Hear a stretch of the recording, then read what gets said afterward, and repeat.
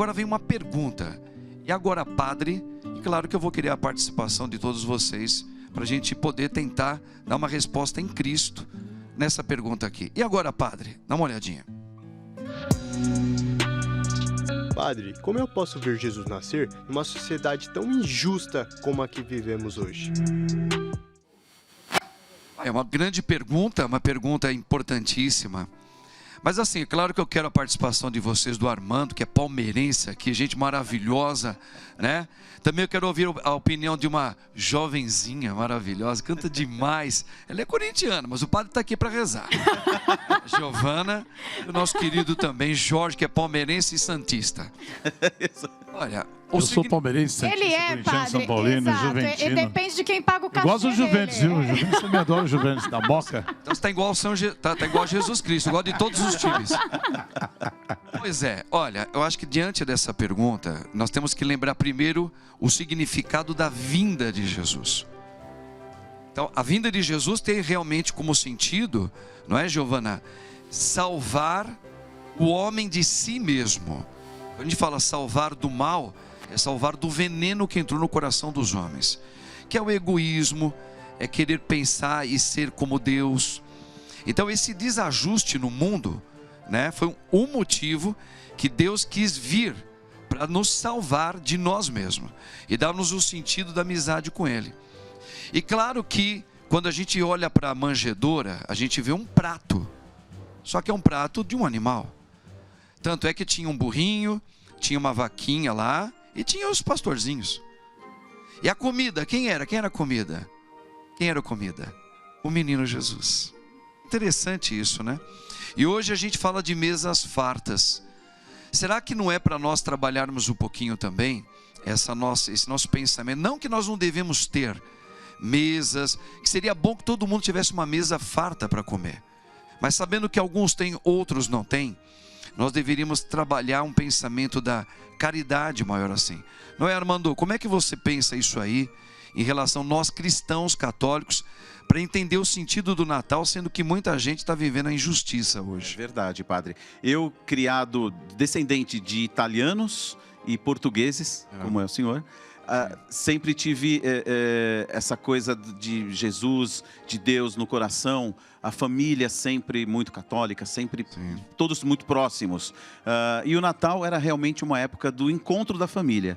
Quem não se encontrava, às vezes, durante o ano todo, as tias, os tios, primos, enfim, nós nos encontrávamos numa determinada casa, que era uma tia, irmã da minha mãe, e todos ali ficávamos juntos e esperávamos a meia-noite, esperávamos aquele momento para nos abraçar, né? E tínhamos sempre esse momento. Eu cresci dessa maneira, já faz bastante tempo que já não é mais assim. A vida muda, os caminhos mudam, muitos já se foram, mas eu aprendi desse jeito. Acho que cada um encontra dentro de si naquele momento. E eu lembro que no ano que já tinha perdido minha mãe, eu já senti uma diferença, já me senti, sabe, falta muito, alguma coisa não, falta muito aquela noite, né? Depois sem meu pai, que era tenor e que cantava comigo desde menininho, eu cantava sempre do lado dele. Mas aí volta, meu filho que morava fora volta para perto de mim. Eu reencontro o Jorge Durian, a Giovana Mayra, e a gente monta essa família. Nós três somos uma família. E que levamos a nossa arte para o Brasil inteiro e para fora também. Isso toca muito a nós três e a todos que assistem a gente. Eu acho que é uma parte do que a gente podia fazer, a gente faz toda semana no nosso programa e nos outros programas da Rede Vida. Isso faz muito bem para nós três, muito. Legal, bacana mesmo. E vou deixar a Giovana, e você, Jorge, como é que você também entende essa questão para nós cristãos, quando Jesus veio falar do perdão, veio mostrar o que é perdoar, para a gente não viver a hipocrisia, e a gente vê uma pergunta como essa, né? Como é que será que a gente sente a vontade de poder ter um banquete numa noite de Natal que tem um significado, sabendo que muita gente não tem e vive uma desigualdade tão grande? É verdade, eu, meus irmãos, a gente esperava sempre o Natal, era uma coisa louca assim. Chegava já setembro, depois chegava já o Dia das Crianças, estava eu, meu irmão, Stepan e a Margarete. A gente falava, vai chegar o Natal, que loucura, né? E a gente não tinha condições também, eu tinha tantas condições financeiras. A gente ia para a casa de tios que tinham mais condições e via aquela coisa, aquela mesa bonita. A gente sabia que em casa a gente não ia ter jamais aquilo. Mas a esperança, e hoje eu com meus filhos não tenho, como o Armando falou, a gente não tem mais os pais. Isso é tão difícil, a gente não é mais o mesmo Natal. A gente não tinha muita coisa, mas já não é mais o mesmo Natal. Então, mas a gente era feliz. Então, com pouca coisa que a gente tinha no decorrer do ano, a gente era feliz. Graças a Deus, a gente só tem a agradecer. E eu vejo hoje com meus filhos, eu falo assim, vocês não imaginam o que a gente passou lá atrás. Hoje a gente tem tudo, graças a Deus, né, com o nosso trabalho, todo mundo ajudando. Mas a gente tem tudo, e era tão diferente naquela época. Parece que eu falo assim, meu Deus, como a gente vivia naquela época, não é? Sem dúvida.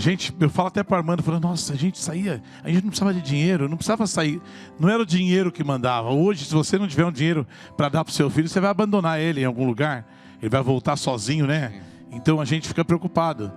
Mas naquela época era tão diferente, eu não sei como a gente vivia naquela época.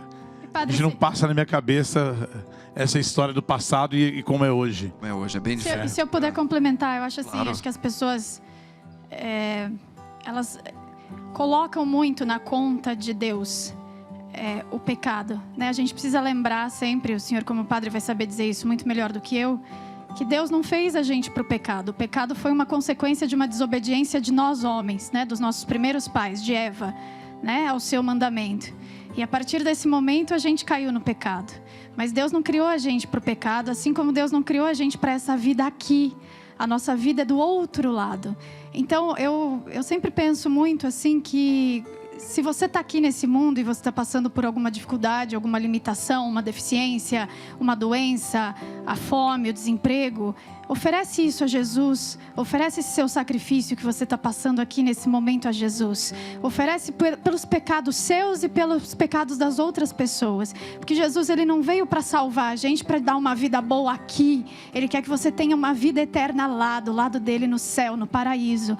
Então eu acho que a melhor maneira da gente celebrar o Natal é pensar que Jesus veio para cá, ele se fez homem. Você já imaginou um Deus que é Deus, que não precisa de você, mas ele quis precisar de você, ele quis ter um corpo, ter carne, vir para cá, para te libertar do jugo do pecado, para te libertar daquilo que é ruim, para te levar lá para cima, para morar juntinho dele. É isso que ele quer para você, ele não quer que você sofra, mas se você está sofrendo aqui, dedica a ele, coloque esse sacrifício na mão dele, em expiação dos seus pecados e de todas as outras pessoas, né? Eu acho que é muito, muito bom a gente olhar assim o Natal. Sem dúvida nenhuma, você resumiu muito bem o significado na essência do Natal, e é isso que o mundo perdeu.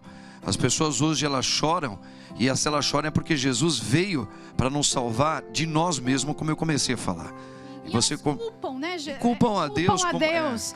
Né? E não é culpa de Deus. A gente procura, a gente peca, não é Deus. Né? É a gente que busca. Então a gente tem que se voltar para Ele para que a gente possa se salvar. Aqui é nosso caminho para a santidade, né, Padre? Sem dúvida nenhuma. Aqui é um laboratório que nos faz santo, ou seja, ser amigo dele, para a gente viver o mundo verdadeiro com ele.